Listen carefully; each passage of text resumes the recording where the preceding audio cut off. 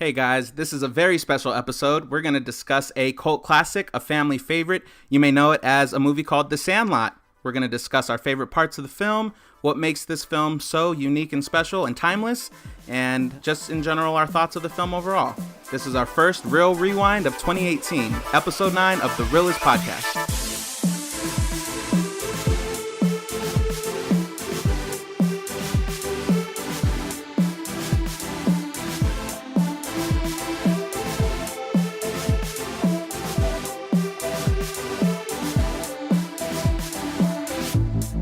Hey guys, welcome back to the Reel-ists Podcast. I'm Donnie. And I'm Oscar. And we have our producer Ruben. Or one of the nicknames you have for him? Oh man, I got a ton of them. Pick one for today. The Rubenator. Wow. No. Dun dun dun.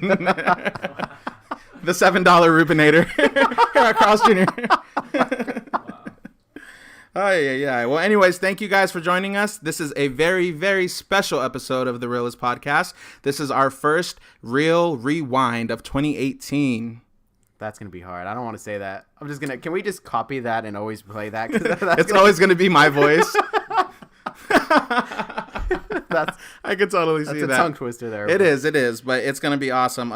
So basically, in our real rewind episodes, we are going to pick basically a favorite movie of ours, a nostalgic film that was done in the past. Something obviously. We like, yeah. Something we like. It might be action, it might be horror, it might be comedy. Yeah, one of those that you see on TV that's just randomly airing, and you're just like, oh, I'll watch that. I like that movie. Yeah. Or, oh, I haven't seen this movie in so long. I loved it. Or like when it's like exactly like Christmas time and you play those like classics and favorites and all that. It's like A Christmas Story. Exactly. That's like mine. Grinch. I thought you said that. Oh, okay. All right. How the Grinch Stole Christmas is it too. But but yes, we are here to just kind of take a break from our norm of what we do here on the Reel-ists Podcast. So we're looking forward to this first one. Yes. Really excited. The Sandlot. The Sandlot. A lot of the sand. The Great Bambino. I'm just going to say quotes throughout the whole movie. I mean, the whole episode. Love the whole movie. That is the movie. I don't know. Oh, my gosh. So, yes, The Sandlot. Most of you guys listening, of course, know the movie The Sandlot. I will just read a quick little... If you don't know what the movie is about, I will give you a little insight as to what it is about. Can I just say, Oscar, I just told you this right before we started filming, but this movie came out in 93. But yes. Did I say filming? Yeah. I'm getting ahead of ourselves here. Recording. This movie came out in 93. 93. When we were watching it again the other day, I was thinking like, oh yeah, I think this movie came out in like 97. I was like 6 years old. Well, yeah, because that's for sure when I saw it, but yeah, that's had no crazy. idea. We were babies. You weren't one. I was one. You were a couple months. This was not one that I can be like, this was my childhood, because I was not even We were a little late on it, but... Right. So, The Sandlot, here's a little synopsis of the film. When Scotty Smalls moves to a new neighborhood, he manages to make friends with a group of kids who play baseball at The Sandlot. Together, they go on a series of funny and touching adventures. The boys run into trouble when Smalls borrows a ball from his stepdad that gets hit over a fence. Dun, dun, dun. Pretty simple explanation of the film. Which I think is why a lot of people enjoy it. There's no complexity. It's just a simple coming of age movie with a tie in a baseball. Yeah. Backyard baseball. Back when things were simple, a simpler time when you can just be a kid. If you paint it that way, for kids, yes. At kids' age, you're talking about the time period, there's always something going on. Well, no, not the time period itself, but yes, when you're like, they were 11, 12 years old in the film? About, yeah, it has to be. Around there. Yeah. So I seen this, it sounds like we both watched this movie when we were like 5-ish, 6-ish years old-ish, around there. What did you get? Did you get anything different? Like watching it now as an adult, like us watching it the other day, is there something different you got from it? Obviously, you're viewing it in a different perspective because you're now an adult, but like, was there anything specific that you got from the film, like differently, or something you picked up on, or? Not necessarily that I picked up on. It's more of like I can understand it, like why they chose to include that in the film, kind of thing, because a lot of the actions the kids make are innocent. They're not that kind of thing. And I can see why they, like the director and the writers, probably came up with those moments. They, part of it is probably their childhood, their reflection of what something they probably did or their kids probably did when they were making the movie. Mm-hmm. So I can understand why that, because it's generally sweet. And I think that's what is just favorable about this movie. You can't help but enjoy watching the kids and just be kids. They're just themselves. They're not, right. There really is no bully. There's no, kind of those kind of tackling issues. Scotty Smalls, or Smalls, let's just go with Smalls. Yeah. That's how he goes by. Smalls, you're killing me, Smalls. There's another one. Like, he just came to this town, and they, at first, I mean, not like to say that they rejected him, but, he had to kind of show that he wanted to hang out, and they had to kind of open up their arms. But like, once that gets rolling, it's all fun. Like, and the thing is, it's nostalgic for like childhoods that probably a lot of us did not have. Like, we didn't have that kind of exact, well, no, not exactly like that. When I look at the film, I feel like I'm kind of reflecting back on my childhood, even though I have nothing to do with baseball, nothing to do with 8 groups of kids and all that. It's just odd. It's just like, you enjoy it as kind of you're looking back, even though you're not really relating to that specific experience. It's so odd. Yeah, no, absolutely. I feel the same way because, yes, I mean, I wasn't outside playing baseball every single day. I didn't even really like baseball, playing right. baseball as a kid. But it took me back to, like, I remember going outside and, like, just being outside and being, like, playing with, like, kids in the neighborhood, or, like, my friends coming up to my door like, can you come outside? And I'd be like, Dad, I'm gonna go outside and play. And it's like, and we'd go get into whatever we were gonna get into that day. So definitely, like, I think that's just what makes it such a classic. Like, it's just like takes you back. It's just like a movie of nostalgia. Like, no matter what, if you played baseball or not, I mean, I feel like you didn't even have to play a sport. You didn't even have to play a sport. This would just be like outside where, all right, so today I'm gonna be the cop, and you're the firefighter, and Timmy's gonna be the robber, and we have to stop him. Kind of like you could have created your own adventure. Even like if you played recesses, like playing at recess, like, or the hide and seeks, all those like simple tags. Like, there wasn't it didn't even have to be the sports. The thing I like about this movie, though, being that it's sports also, is that it's just enjoying the love of the game, and the kids express that love for the game. Yeah. And you kind of get appreciation for baseball. Not to say you want to go play it, or you want to see the actual sport, but you kind of, I mean, I walk away with it saying I can understand why people love baseball. Mm-hmm. You start at a young age, and it's just a simple hit a ball, catch it, throw it, run around. Very simple. There's, take away the bottom of the ninth, and they're down 5 points, they're not going to win this game, kind of take away all that part, and from the professional side, really is a simple, fun game that I can see why people wanted a life of baseball. Yeah, I love the scene when Smalls was like first trying to like befriend all of them, and he was like kind of narrating. He was like, they just play baseball. They don't keep score. They're not playing against one another. They're like, the game just keeps going and going. Yep. And like, that's just a pure love of the game. Right. I mean, and you totally get that in this film. You see like these kids eat, sleep, breathe baseball. Like, it's their summer vacation, and all they want to do is play baseball. And it's really like kind of impressive to like see them like be so committed to like something like that, like, right, that they would want to spend every waking moment doing it, and they know kind of everything about it, and yet, again, I love the narration. The narration provided just the right amount of like nostalgia that influences you to think back on your own stuff too, because it's just like the way it's like, he described them, and I love, like, yes, this was their life at this time, but they still went on and like did different things in their life. They didn't, right, eventually, only as one they grew up, became a professional baseball player, right. But they're forever bonded because of this one sport. Well, I don't know if they stayed. Well, that would be interesting I wonder if they did stay in contact. You would think so, but I can see why they didn't. Yeah. Because it's at this time, there's, it's hard to stay communicated for someone that, we moved, to a complete different city, different state. You really can't stay connected. Right. It's pen and paper, and I don't know how many kids actually did pen and paper, but. I mean, even if they're not connected, though, I feel like they still, like, they will forever, like, hold all of each other like in a special place in their heart. I mean, that sounds really cheesy, I know, they but think like of baseball, as they like as they look back over the years, yeah. and like Smalls, he had that picture of all of them, in his office or wherever They he was. each better have had a picture. Right. All 8 of them. There was a lot of them. Or is it 9? Was there 9 or 8? It was 9. Once Smalls joined, it was 9. Right. Okay. Yeah. It's just a.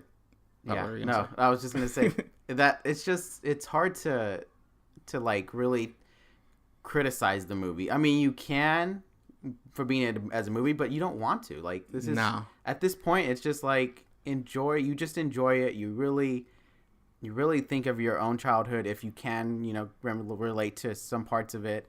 Like just the innocent moments. Like I forgot his name. I know his name. Squints. Yeah. With the pool. And when he pretended to drown. Yeah, I know. I loved that. My scene. gosh! And so like just funny. those things that just like I wouldn't have done that, but I could. You gotta have some like balls to do something like that. I could totally see like that lifeguard. She had to have been 18? Like yeah. I mean, she looked and they were at 12. So for him to be like pretend to drown. And then, like, she's, like, saves him. She thinks she's saving him, giving him CPR. And he's just taking it in. And he's just, like, enjoying it. He has just made leaps on all of his friends. And everybody is, like, I did that film, or I keep saying that film. That scene, well, the film is amazing, but that scene is just so funny as I think about it because it's, like, they're all around him. Like, this is, like, this really, everyone thinks he's dying. They're like, come on, pull through, man, pull through. And then he just turns and gives the biggest, like, biggest, cheesiest smile. Like, I got her. Right. And then just plants one on her. And she sees that, too, because when he's leaving and he, like, does that last stare and she kind of, like, not a wink, but kind of just, like a flirtatious smile, kind of, like... Like, I see what you did. I'll give you right. Like, I'll give you props for that because nobody else would have tried that. She probably felt bad that she just threw out a kid like that too. I'm sure there was just like some okay, maybe I was a little too harsh. Well, what's interesting too is that at the end of the film, Small says that they end up together and they have like a bunch of kids. That's a different story. That's like whoa. That's like I don't know. We won't go there. I don't know. I don't know how I feel about that. Well, speaking of like not going there or, how this film is just such a family friendly film. I like that they kept it just very, like I said, family friendly because I feel like they could have definitely hit on some subjects if they wanted to.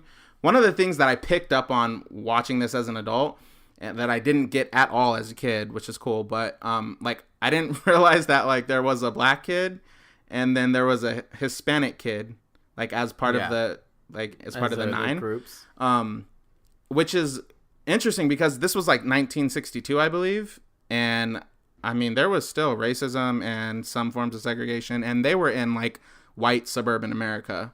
So do they say the city? I don't think they say the city. I mean, but you can just tell by the neighborhood. They're like all white people. They're pretty.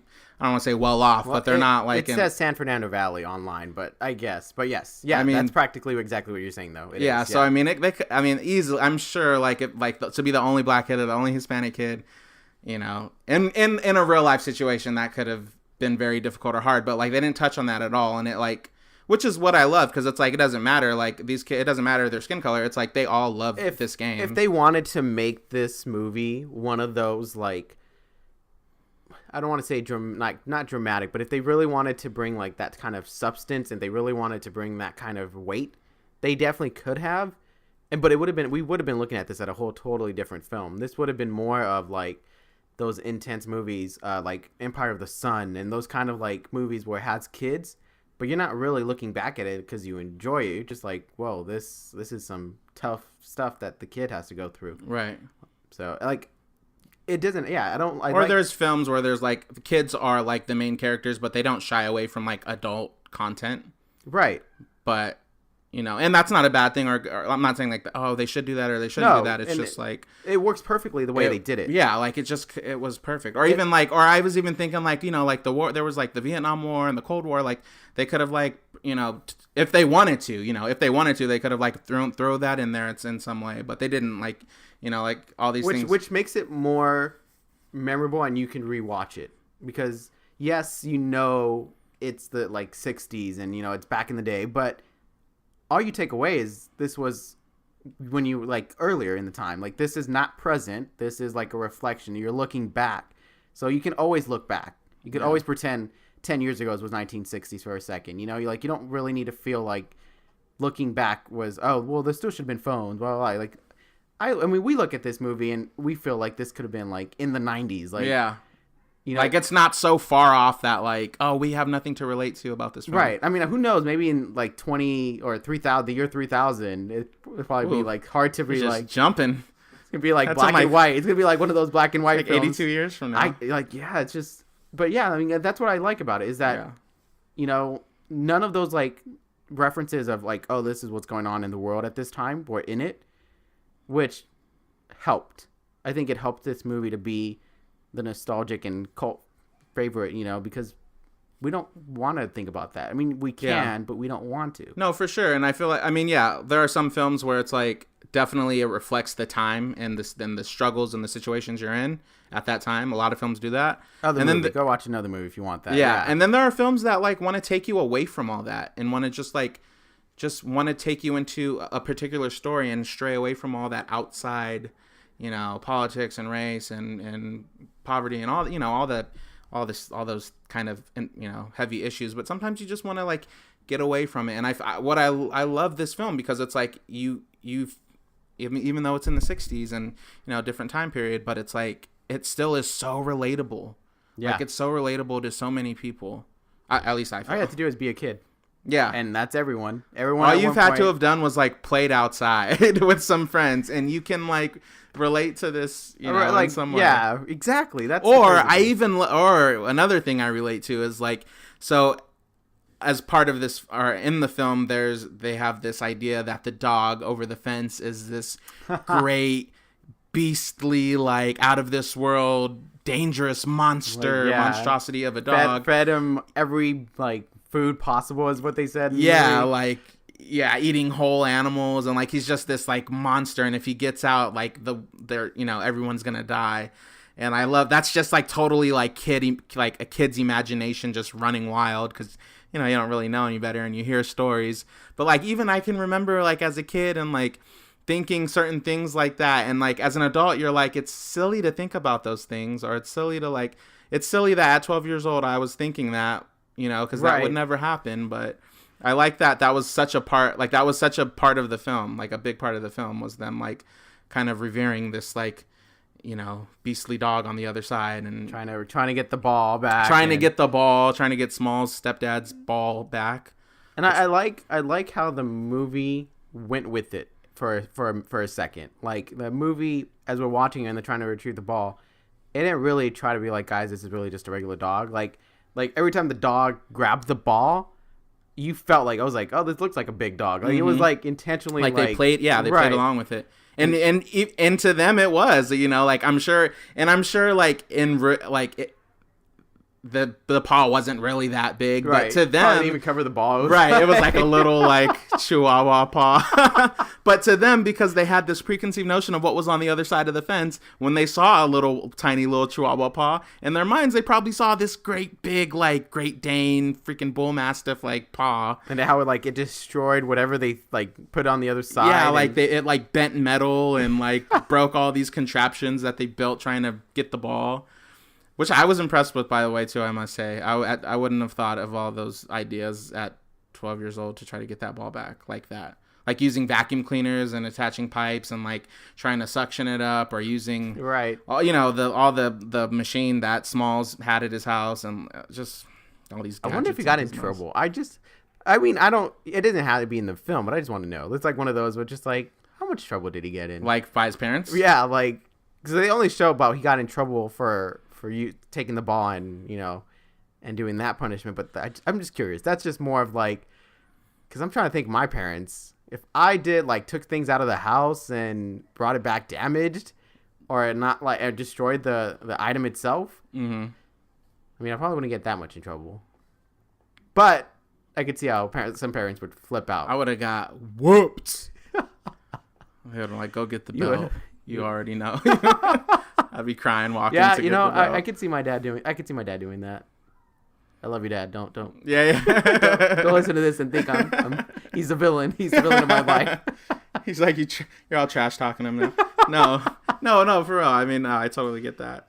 I like to, like, there was a scene in there with Smalls when his mom was, before he made friends with the kids, and his mom was like, have you made friends yet? And he's still the new kid, and he's like, no, I'm new, no one really wants to be my friend. And she was like, I don't want you in this house. I want you to go have fun, go scrape your knee, go hop a fence, go climb a tree, get into trouble. I love that she said, go get into trouble. And then she was like, but just a little bit, not a lot. I love, yeah, because I would... Because she was like, now what mother would you know? Do you know I that had would really say that? just thought about that. That was me being an adult, too. Now, at that point, I was just like, wait a minute, you cannot tell a kid to do that. Yeah. And then she says that, and I was you like... did say that. You were like, what mother would say that? And then she said in the movie, now you know what mother would say that. I was like, oh, okay. That's really cool, though. I could see myself... Telling your kid that? No, maybe not nowadays. Maybe not nowadays. Maybe back then I'd be like, get in a little trouble if they were like such a goody two shoes and like in the house all the time. And I'd be like, oh, like, I would be enjoying that if my kid was so good. I mean, I want them to have a normal childhood too, though. I don't want them to just be like, wouldn't that be also your job? Like, shouldn't you be taking them to things that they want to do? Like, I totally would not mind if my kid was a robotics like fan and just loved to build stuff. I'd be taking him to like those robotics stuff, and he'll meet his friends there. They don't have to go outside and whack each other with a stick, pretending being pirates or anything. Like, yeah, if that's your thing too, do it. Well, yeah, absolutely. I feel like too, like even back then, it wasn't like we're talking about if they were into robots or whatever. Like, but in the '60s, like I guess it was the norm to just go outside and play and be a kid. So it's like. Nowadays, there's, now it's a whole nother age now with it's what's technology. Your talent? Because I need to get successful off of this. Yeah, pretty much. Like, I'm going to push you until you make me money. We just became the Reel-ists Podcast. We're not even doing movies. We're doing real talk. Bro. But, the dog, Hercules. I like Hercules. Hercules. He was so nice. He was a love. I'm a big fan of dogs, so... Yeah, you are. I mean, I loved, and I told you this when we were watching that, like, the dog was like, I'm going to get the ball back and really fighting Benny. And then, like, when the thing falls on it, he's just like, help me. Yeah, then he was all whimpering, I was like, aw. And you're just like, oh. He's just like, I can't help but be like, who would be like, I hate this dog? Yeah. Like, even Benny probably didn't think, like, I hate this dog. Well, no, I mean. He was like, this guy's good. He's going to be, like, my lap partner. I love at the end when it was the end of the film and Hercules was on the field with them. And he's on the team? And he's on the team in, like, a little, like, baseball jersey, too. Like, that was so cool. It was, like, the Sandlot's dog. The mascot. Yeah. What kind of dog was he? Do we know? I'm sure we can find out. He was a great dog. I want a dog. An English Mastiff. I was going to say Bull Mastiff, but... So I was kind of there. That was great, yeah. The other scene that I really enjoyed was the carnival scene. When they go to the carnival. Oh, yeah. And they think they're doing that big man chewing tobacco. I'm growing up kind of celebration because they had just defeated, I guess, whatever school's, like, official baseball team. Yeah. Like, they had just defeated them and they were just proud. I'm kind of, not just to get a little sidetracked here, I'm kind of curious as to actually how that game went because they just showed, like, highlights of it. Yeah. I wonder what difference it would have made if they actually, like, we actually would have saw the game and saw them win. They just show, like, highlights and then they just said they won. Yeah. But was it like, you guys beat them by a landslide? Did you guys get a close win? Did you guys almost lose? But Benny hit a home run. From that whole scene, it looked like they were just kind of like killing him the whole game. That's true. Yeah. They were like, so maybe they shouldn't have shown it because just like in real life, but it wasn't baseball, like an official. It's not like there was like adult refs out there keeping score and all that stuff. At least we didn't see that. I'm sure the school kids wanted a score. I'm sure they didn't just. No, I'm sure there was a score, but I think it was like this, like somebody on either team like was assigned scorekeeper or something, or I don't know, or maybe they all knew the game so well, so it's like maybe they just all were like, that's true, yelling out the score as everyone that's true crossed home plate or something. But if it was a landslide, it's just like real life baseball. It's just like, okay, this isn't as fun. It's fun when it's like close. When it's a close game, 2-1 and it's bottom of the ninth, you know, but when it's like 7-0. I mean, that's like any game though. When it's like a close, that's true. when it's a close any game, you're so into it, even if you don't watch it. But yes, if it's a close tennis match, I'm super into it. I'm like, oh my god, who's gonna win? Who's gonna win? Oh my god, I'm a freaking big tennis fan or something. 10 seconds that you're the biggest tennis fan in the world. Yeah, I am in that moment. But if it's like you're getting creamed the whole game, it's like, all right, meh. But I mean, back to the carnival. That scene was one of my favorites because we've all had our I can do this. I can be big. I can I can handle this. I mean, I wouldn't have done that.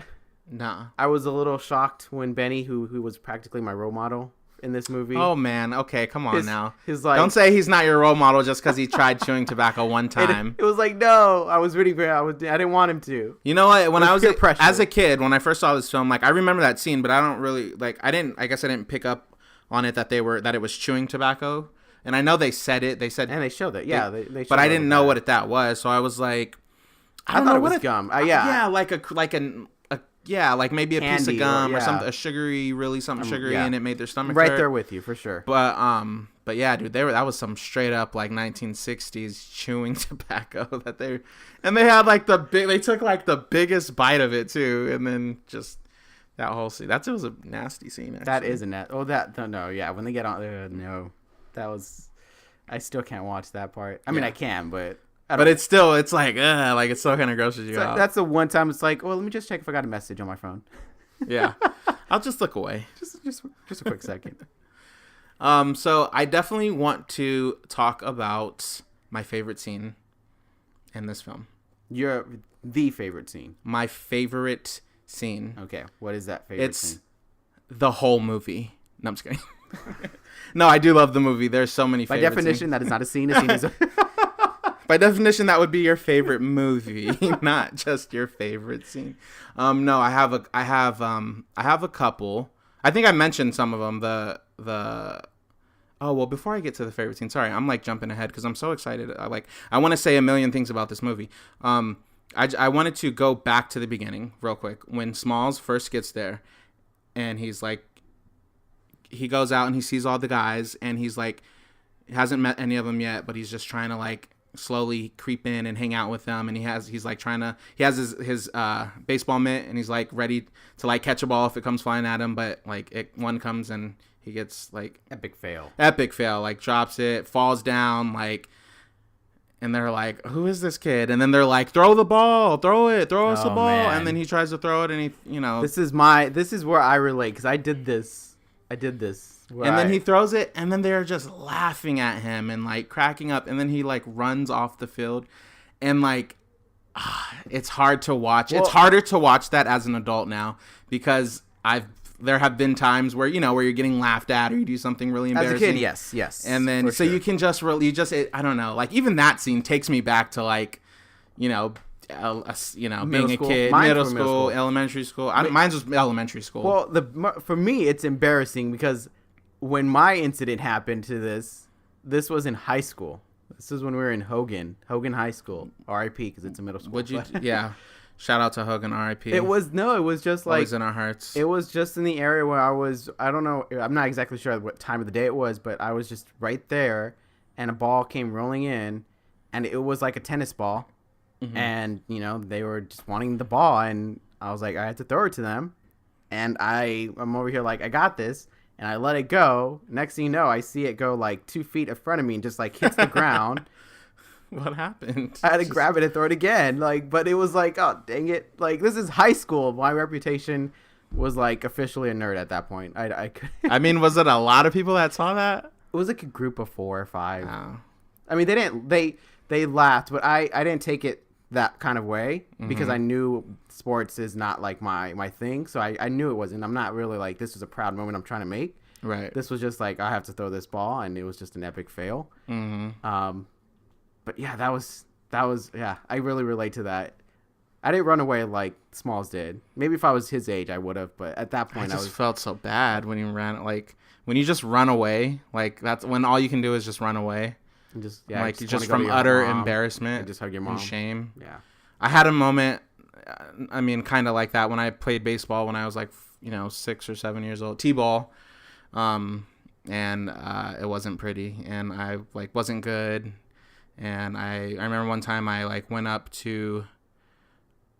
Like I was my turn to bat, and I kept swinging, and I kept missing, I kept striking or whatever, and like they were giving me like all these chances to like, oh, try it again, and this was like in front of both teams, in front of like all our parents, and I kept missing the ball, and I kept like hitting the tee and knocking the ball over, and I was like, and by this point I was crying because I couldn't hit it, and they were just like, try again, and I finally hit it, and it like went like 3-4 feet up above, towards the pitcher, and I like tried to wobble to first base because I was a little chunky little kid, and I'm like wobbling to first base, crying.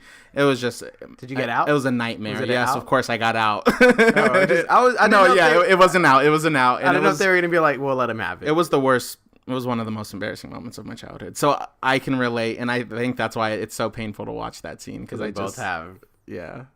I'm sure there's someone that's like just nailed it on those like moments that they had and didn't get embarrassed. Right. We don't fit exactly with the Sandlots.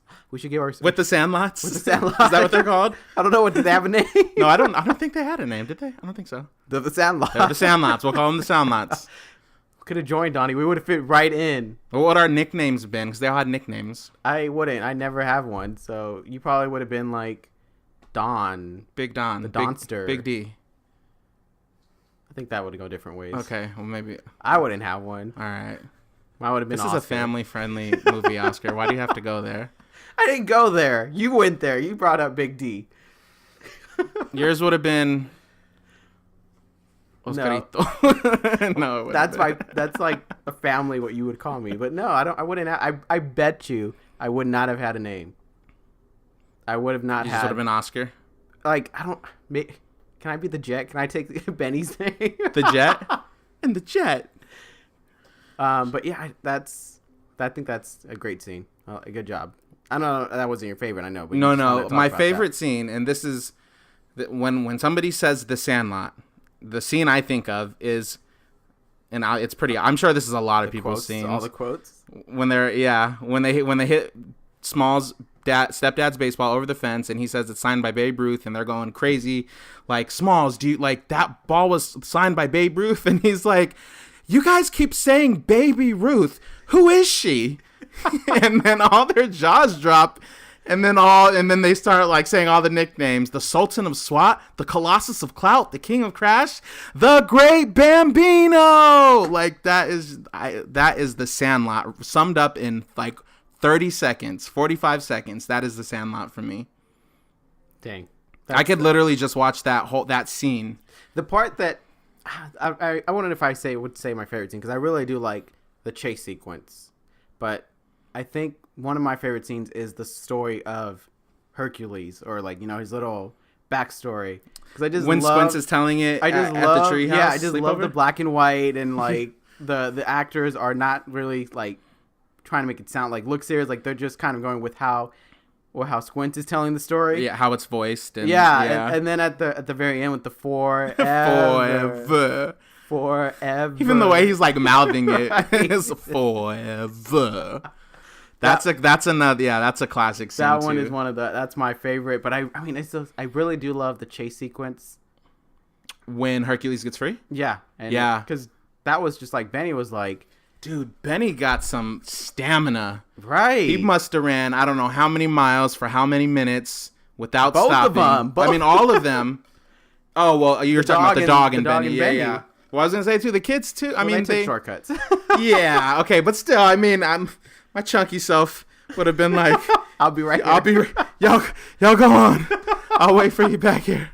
Text me if y'all caught it. But yes, that was that. Those two are very high on my favorite scenes. If I had to choose, if this is it, I have to pick one. You're not letting me choose two. No, you got to pick. They're both great scenes, I know, but you got to pick one. Then I would say I say Sandlot, when I say Oscar, let's watch the Sandlot. Which scene are you gonna think of first? I would think the forever. Because I love the camp, like the treehouse, like it looks like it's like the camping-ish kind of feeling. Yeah, and the s'mores lines. Do you want want some s'mores? more? How can I have some more of something I haven't had? Can I add that to like as one of my favorite scenes too? I haven't had anything, so how could I have some more? Like, and then the look of frustration, he's just like, "You're killing me, Smalls." Oh, just a great movie. Just a great movie. Overall movie. It really is. I mean, I'm happy. Well, I think all the kids had successful-ish. I know, like the two twins, or like they became millionaires. Yeah, they did. They became millionaires. The Squints just got married and had a bunch of kids. Yeah. The Nunez, the African American kid, he got close. He got close to and being then professional, and then he went to car salesman, I think. And then he started coaching a little league team that his son played on. Right. Yes. And then what happened to Yaya? He was the one that just went missing, right? No. It was he joined the military. It was the tall one with the glasses that they said he got really into the 70s and they never saw him again. Yes. So I guess he became like a hippie the one or that something. did the military. Did he? Was it military? I think it was the military. And then Benny obviously. So does that mean Smalls just became a broadcaster? That's what it looked like. Because that's what it looked like, right? It looked like it, but it looked like you just have VIP seating at the same time. I'm not sure. Now I have to. Well, no, I mean, because he was announcing like he was right. Yeah. Okay. I didn't know if he had a box seats and he was just right. At first, I thought that, but no, I think he became a broadcaster, which riding on Benny's success. Right. Couldn't do his own. Speaking of that last scene where he like gives him a thumbs up from down at the baseball diamond, and that was really the actor's older brother, Benny's older brother in real life. That plays Benny's real brother, real life older brother. Yeah, that was interesting. I had no idea because, that's something else I didn't pick up on because when we just watched that film, I was like, wow, he looks like Benny, like they cast that guy really good. And then you said, well, that's his real life brother, and I was like, whoa. Just changes your mind. Would you want your brother to be like cast as your brother in real, or not your brother, but like I guess a grown up version of you, even though you're grown up? But let's say like for some whatever reason you played like a teenager in a film, and then they were like, we want to cast your brother Ernesto to play like the grown up version. Of different. What if they were like, we're gonna have him like? We don't look alike. You don't think so? No, I don't. I think if my brother was portraying my dad's younger self, perfect casting. You cannot find someone as close as my dad than my brother. Like, I'm telling you, if I were to show you like just two pictures, I mean, obviously you can tell who's who because of the type of photo. You know, like my dad's photos when he was young was more like old school portraits, and my brothers are more like modern photos. Mm-hmm. But you would like there's some pictures that they look the same. They just look identical. Yeah, and I could see that. I don't have that supposedly, and I ran with that. I'll have to look. I don't look like anyone. I'll have to look more into. I'm my own person. I'll investigate. I'm my own individual person. No one can portray me as I'm older. All right. Well, Oscar, any final thoughts? Anything else you want to say about this great film? About this film, no, just that it's coming out on Blu-ray and digital HD. Oh yeah, that's right. 25th anniversary. That's right. We didn't do it for that 25th anniversary of the film being released. 93 plus 25. Yeah. 2019. So did it get released today? No, it's going to be February 6th. So February 6th. Next Tuesday. Sweet. Or this upcoming Tuesday. I'm thinking I want to buy it. Okay. Is that a promotional piece? I mean, no, I'm just saying, like, go to Target. Walmart has a bonus. You get Little Rascals too. Buy it at Best Buy, Fry's, Target, or MSRP $19.99. It's just one of those films like you gotta have. You don't have a copy? No, I don't. I had a copy, but I don't know where it is. I tried to look for it and I can't find it. I'm sure my house or my parents' house has a copy. Not that I'm going to bring it, or not that you can have it, but I'm just not that I'm going to give it to you, but just saying. I'm sure. I think my family has a copy. That would have to be either my sister, my brother, or my cousin that like sought it out because I wouldn't have. Right. It's fun. I enjoyed it when I saw it younger. I don't know. I want to say like I saw it in the early 2000s. I didn't see it in the 90s or anything like that. I saw it like in the early 2000s. Mm-hmm. I didn't think much of it. I like the kids. I think I was at that point where I was like, I wish I was hanging out with them. That'd be cool. Yeah. But yeah, I wasn't one of those like it's one of those that I enjoy, but as I got older and I looked back, then I was liking it more and more kind of situations. Right. It wasn't like an immediate first hit for me in that sense, but yeah, I mean, I don't remember the very first time I seen this movie, but like it was definitely one of those like I watched multiple times. yes, Like, or by even now, if I had nothing to watch, I would just put it on because you know that's a good one. Like I know I like that one, so I'm gonna watch it again. now I have to go watch it in Spanish. You can do that. You're gonna see your great moment, your favorite quotes in How do Spanish. I don't know. They would probably just say like all his nick. Siempre, siempre. El Sultan de SWAT. That just is an accent. That's But like, I mean, okay, maybe. Well, hey, let's give it a shot. Let's try it and see. why not? But yes, that my final thoughts. It's definitely if those of you that want to own it, it is coming out again on Blu-ray, so you definitely have a chance to do that. I think yes, everyone should go watch it. If you just saw this episode, if you just read or not saw, but if you just heard this episode, watch it. Make plans to watch it. Yes, if Buy you've it. seen it, You can buy digitally. Like those, you can get anywhere. Don't try to be like it's not on TV. If you haven't, if you're listening to this episode and you have not seen it, the very next thing you need to do right now is go watch The Sandlot.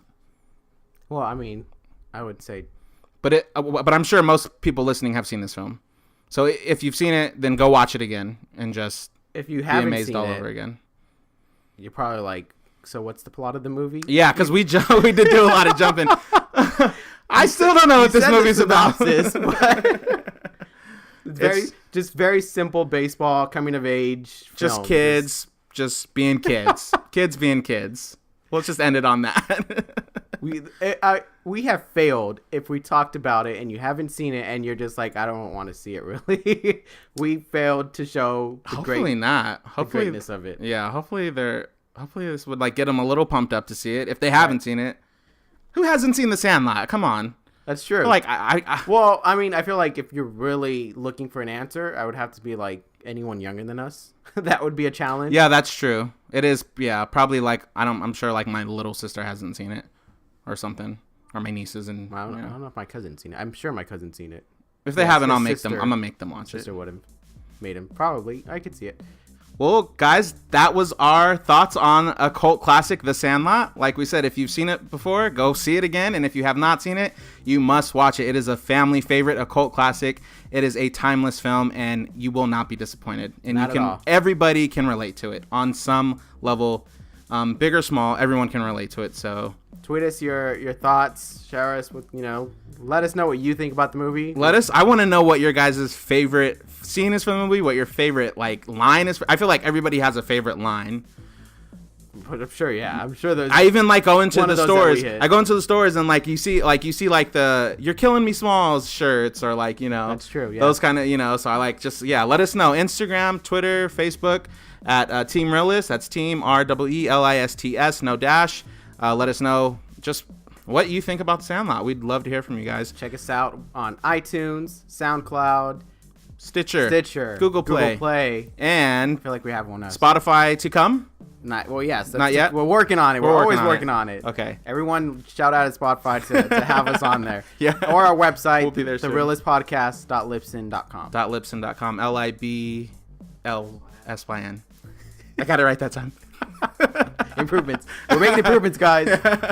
Awesome. Well, thank you guys for listening. And this is, like I said, thanks for listening. This is our first real rewind of 2018, and we will have more to come. So be on the lookout for that. And I think that's about it. Thank you, everyone. Thanks, guys.